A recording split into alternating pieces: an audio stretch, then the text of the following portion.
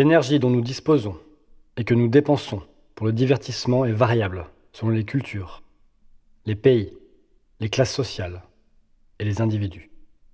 Que nous soyons plutôt attirés par la lecture, la projection de films indépendants ou de masse, l'opéra, les vidéos de comics sur le net, le théâtre, le graffiti, les feux d'artifice, les Jeux olympiques, ou le scrollage sur les réseaux sociaux, et j'en passe.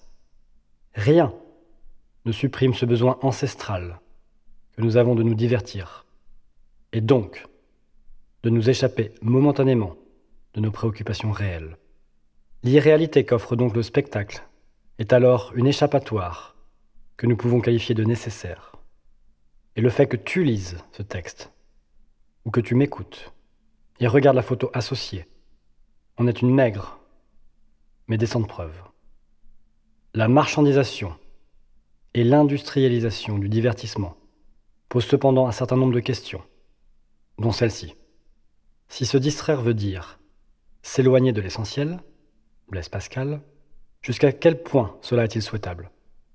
Où en sommes-nous à l'ère de l'utilisation massive des réseaux sociaux et autres plateformes de divertissement? Quel est l'impact sur nos rapports entre humains? Et dans le fond, qu'est-ce que l'essentiel? The energy at our disposal and that which we spend on entertainment varies according to cultures, countries, social classes, and individuals.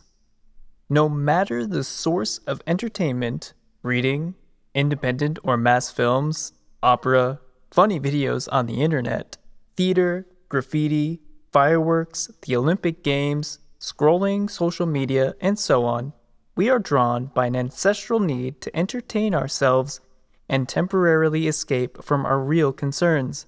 The unreality offered by the spectacle is, therefore, an escape which we can qualify as necessary.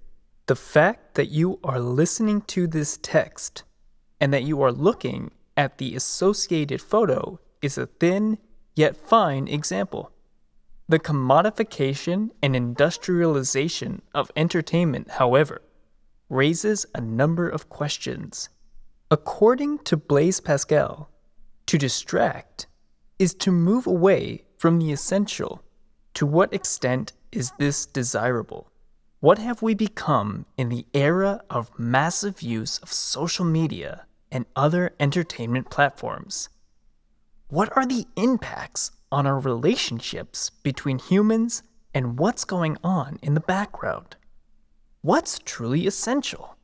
Energie, kterou disponujeme a investujeme do zábavy, se různí podle kultur, zemí, společenských vrstev a jednotlivců. Naše potřeba zábavy, a tedy úniku od každodenních starostí, je odvěká.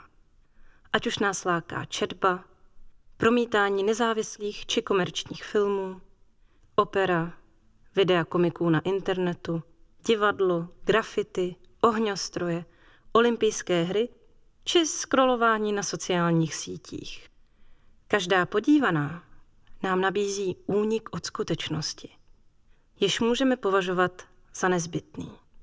Budíš toho skromným důkazem fakt, že zrovna posloucháš tento text a prohlížíš si k němu přidruženou fotografii.